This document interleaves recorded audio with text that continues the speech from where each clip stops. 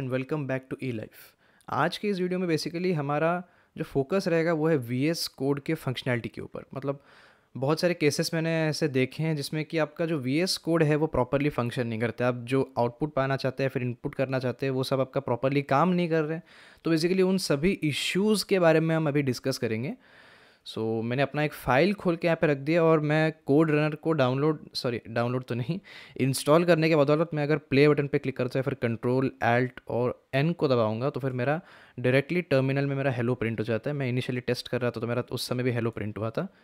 Okay, so terminal को बंद कर दे। तो अगर आपका यहाँ पे डायरेक्टली हेलो प्रिंट ना हो के आपको बोलता है ओके ये सब जो प्रोसेस मेरा हो रहा है सीडी हमारा पाथ में जाके वो जीसीसी कंपाइलर को कॉल करके अगेन पाथ में उसको इंटीग्रेट करके हमारा जो कॉल तो नहीं, इन आउटपुट जो हमारा प्रिंट करता है फाइनली, इसके बजाय अगर आपको बोलते हैं कि let's say GCC is not recognised as an internal और एक्सटर्नल कमांड, या फिर आपका ऐसा कोई आउटपुट आता नहीं है, तो फिर मैं अज्यूम कर रहा हूँ कि आपका जो कंपाइलर है ओके वो उसका पाथ सेटिंग अच्छे से नहीं हुआ है। सो ये सब काफ़ी कॉम्प्लिकेटेड स्टफ लगता है लेकिन मैं इसको सिंप्लीफाई जितना हो सके करने की कोशिश करूँगा।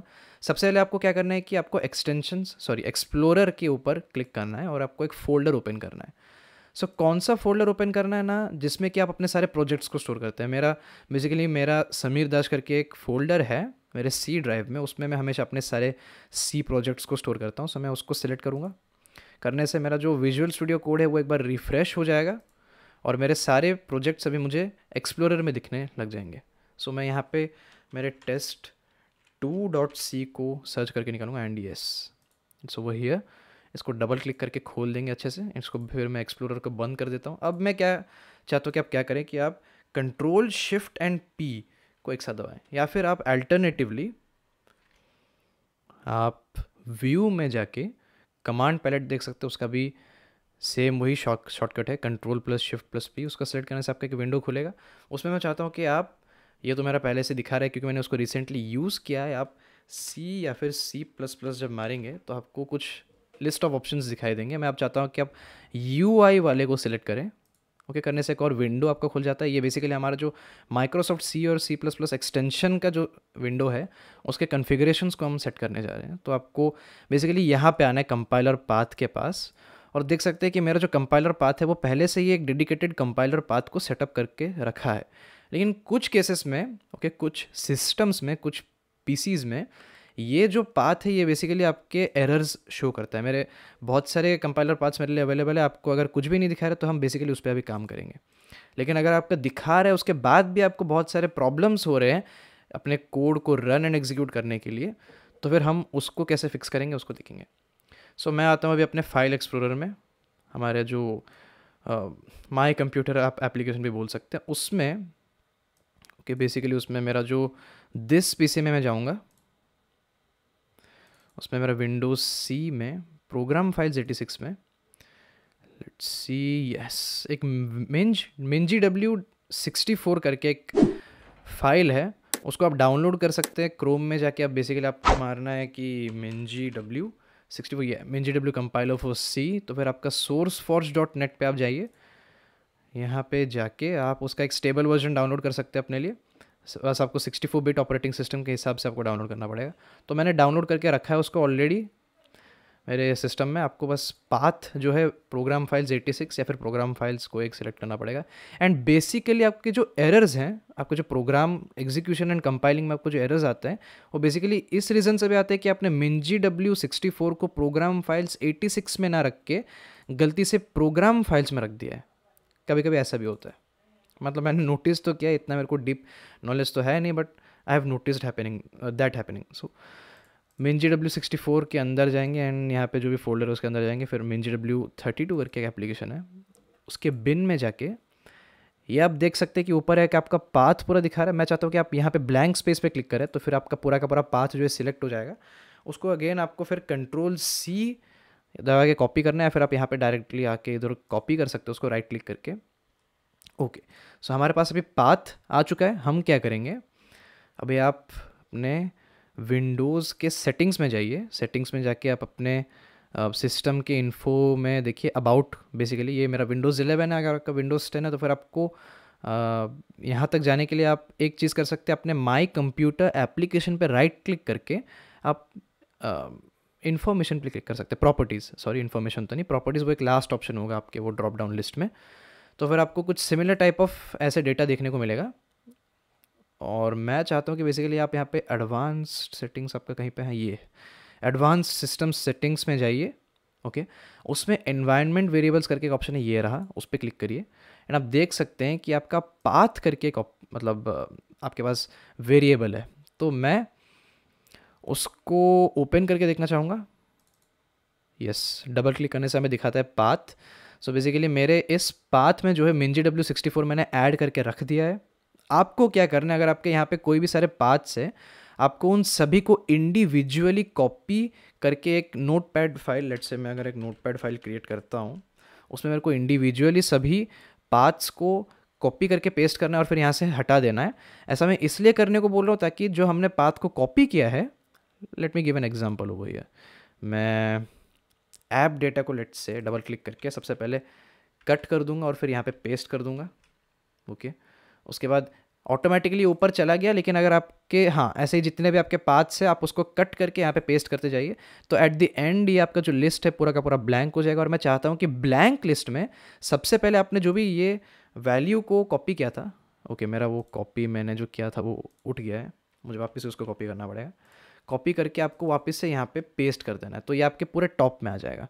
ये ऑलरेडी मेरा सिलेक्टेड है, यहाँ पे मैंने ऑलरेडी उसको अवेलेबल करके रखा है, बट अगर आपका नहीं है तो फिर आपको इसका रखना पड़ेगा एंड देन बाकी के जितने भी पाथ्स से आप उसको उसके नीचे वापस से सेट कर सकते हैं, क्योंकि मैं बेसिकली चाहता हूँ कि ये सबसे टॉप प्रायोरिटी आपका होल्ड करे। बट फिलहाल तो मैं कैंसिल करना चाहूँगा सारे प्रोसेस को। होपफुली मेरा कैंसिल हो गया, लेट्स सी, यस कैंसिल हुआ गया। आपको ओके दबाना है, कैंसिल नहीं दबाना है, और मुझे अभी इसकी ज़रूरत नहीं पड़ेगी।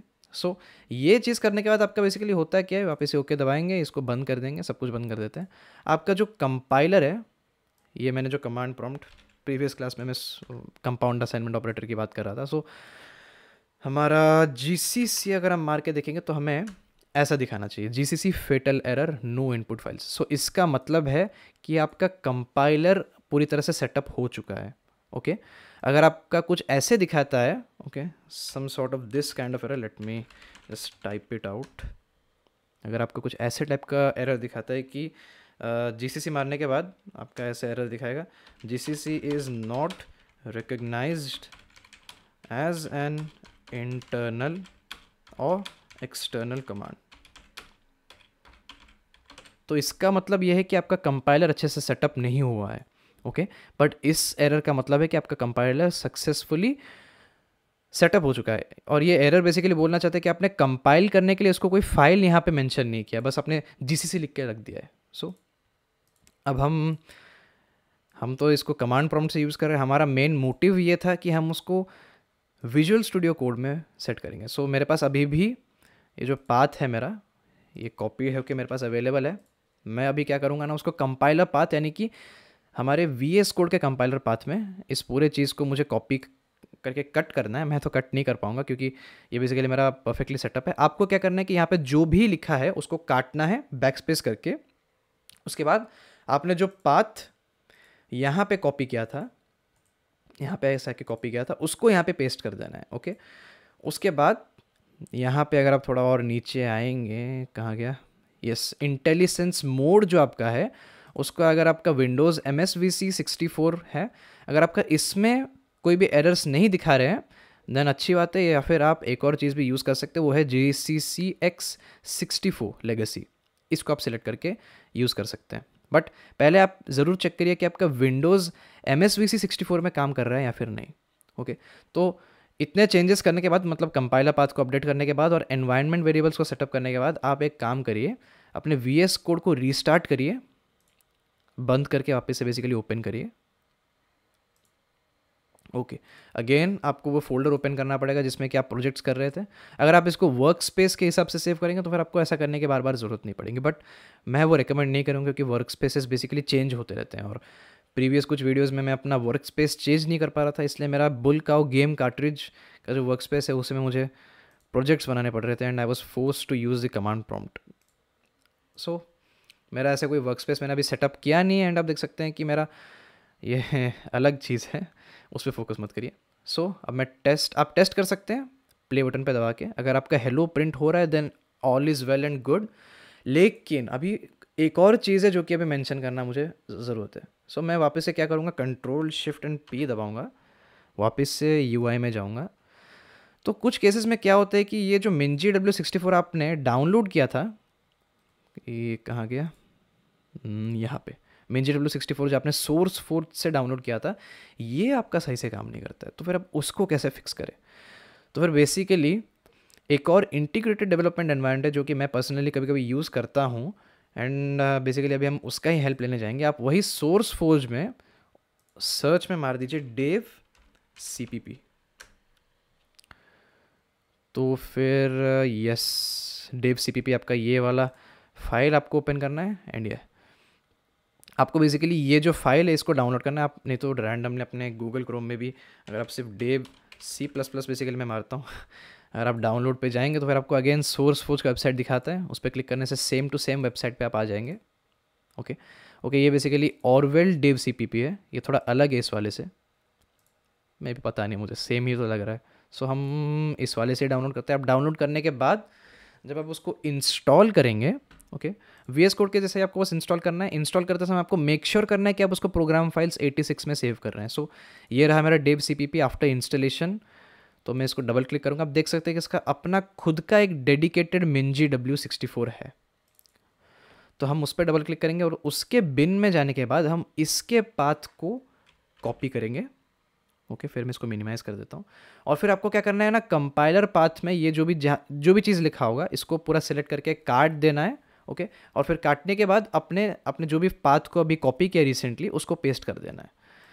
ये आपने कर दिया, उसके बाद आपको क्या करना है, अगेन सेटिंग्स में जाना है, अपने डिवाइस की इन्फो में जाना है, अबाउट में बेसिकली सिस्टम अबाउट, फिर वहाँ पे आपको एडवांस सिस्टम सेटिंग्स में जाके एनवायरनमेंट वेरिएबल्स खोलना पड़ेगा, फिर पाथ पे डबल क्लिक करना पड़ेगा, एंड आपको मेक श्योर करना है कि आपने जो भी चीज़ यहाँ पे पाथ को कॉपी किया है, ये पाथ को, ओके, बेसिकली ये जो भी हमारा पाथ है उसको टॉप पे रखना है। लेकिन आप देख सकते हैं कि अगर मैं किसी भी एक चीज़ को हटा दूंगा तो फिर ये जो चीज़ है वो ऊपर की ओर शिफ्ट हो जाता है। तो फिर आपको सभी को इंडिविजुअली हटाना है, ओके, और नोट पैड पर सेव करना है अपने। फिर जो भी फाइल को, सॉरी फाइल नहीं, पाथ को जो भी आप कॉपी करेंगे उसको पूरा टॉप प्रायोरिटी देना है। उसके बाद नीचे वापस से आप बाकी सबको सेव कर दीजिए। उसके बाद ओके पे क्लिक करिएगा, फिर ये सब बंद कर दीजिए, फिर ओके दबा के में बंद हो जाएगा। Okay, so after doing all that आप एक बार फिर से यहाँ पे आके कमांड प्रॉम्प्ट पे चेक करिए और फिर GCC खाली मार के देखिए। अगर आपका इस टाइप का एरर दिखाता है then everything is well and good, आपका कंपाइलर सेटअप हो चुका है। उसके बाद आपको फिर से यहाँ पे नीचे आके सबसे पहले विंडोज़ MS VC X64 के लिए ट्राई करना पड़ेगा। अगर इन केस इसमें काम नहीं किया और आपको फिर से यहाँ पे लेट से कुछ रेड स्क्विगल्स दिखाई दे रहे हैं, या फिर रेड स्क्विगल्स बेसिकली ये है, अगर मैं कुछ रैंडमली लिख दूँ तो फिर इसके नीचे रेड स्क्विगल देख सकते हैं आप। तो ये अगर आपका यहाँ पे हैश इंक्लूड पे दिखा रहा है, फिर कहीं पे भी दिखा रहा है, तो फिर आप क्या कर सकते हैं ना, MS VC की जगह आप कहाँ गया, GCC X64 लेगेसी को ट्राई कर सकते हैं। ओके, बट मेक श्योर कि आप पहले MS VC X64 का एक ट्राई देंगे। सो इतना कुछ करने के बाद आप फिर से अपने VS कोड को क्लोज कर दीजिए एंड देन वापस से ओपन कीजिए। अगेन आपको फोल्डर सेलेक्ट करना पड़ेगा अपना, होने के बाद वापस से आपका जो VS कोड है वो रिफ्रेश होगा एंड देन आपको ट्राई करना पड़ेगा प्ले बटन दबा के। सो अगर आपका अभी टर्मिनल एग्जीक्यूट सक्सेसफुली करता है, हेलो आपका प्रिंट हो जाता है, then everything is again well and good. आप एक और चीज़ भी टेस्ट कर सकते हैं, आप एक वेरिएबल को डिक्लेयर कर दीजिए, ओके, उसके बाद आप स्कैन कर दीजिए उसको यूज़र से। ओके, ऐसा भी कुछ एरर्स आते हैं आपके जिसमें कि आपका 6 घंटे तक आपका स्कैनर फंक्शन काम करता रहेगा लेकिन इनपुट तो लेगा ही नहीं वो, तो उसको भी चेक करना है आपको सक्सेसफुली। तो मैं यहाँ पे एक इनपुट लेता हूँ यूज़र से and let's hope that this is going to work well.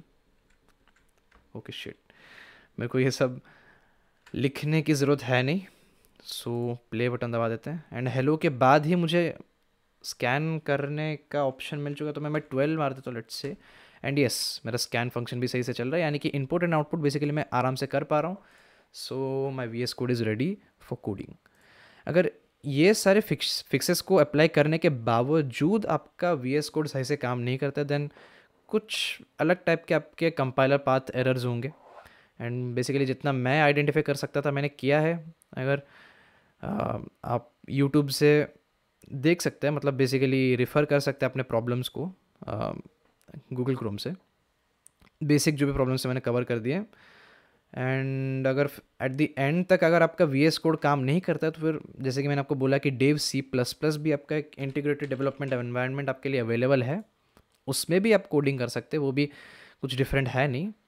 VS code इसलिए प्रेफरेबल है क्योंकि वो क्रॉस प्लेटफॉर्म आपका काम करता है, एंड प्लस उसमें हम बहुत सारे प्रोग्रामिंग लैंग्वेज को यूज़ करते हैं, C++, जावा, पाइथन, बहुत सारे। बट डेव C++ का बस यही लिमिटेशन है कि वो C एंड C++ फाइल्स के साथ ही कोडिंग करने का हमें अलाउंस देता है। सो मैं test.c को खोल देता हूँ। ये बेसिकली इसको रिडायरेक्ट करना पड़ेगा यूज़र्स। यप। सो पूरा सेम आपको इंटरफेस देखने को मिलेगा। एंड अगर आपका फिर भी कोई भी आईडी काम नहीं करता है देन आप सिंपल अपने क्रोम में जाके कोई भी एक ऑनलाइन कंपाइलर को यूज़ कर दीजिए। मैं GDB कंपाइलर रिकमेंड करूँगा क्योंकि मैं भी यूज़ करते रहता हूँ। कभी कभी अगर मेरा रेड स्क्विगल्स देखने को मिल जाता है तो फिर GDB कंपाइलर मारेंगे। एंड अगेन कोई भी कंपाइलर आप यूज़ कर सकते हैं। इसमें आपको आईडी पे क्लिक करना है, बेसिकली लैंग्वेज अपना सिलेक्ट करना है और फिर फाइल को रन करना है। आपका कंपाइल कर देगा और एट द सेम टाइम आपको आउटपुट भी दे देगा। ओके, सो आज की वीडियो के लिए बस इतना है गाइस। होपफुली ये सब ट्राई करने के बाद आपके जो भी प्रॉब्लम्स आ रहे थे वो क्लियर हो जाएंगे एंड आप कोडिंग के लिए रेडी हो जाएंगे। So I will be seeing you guys in the next lecture.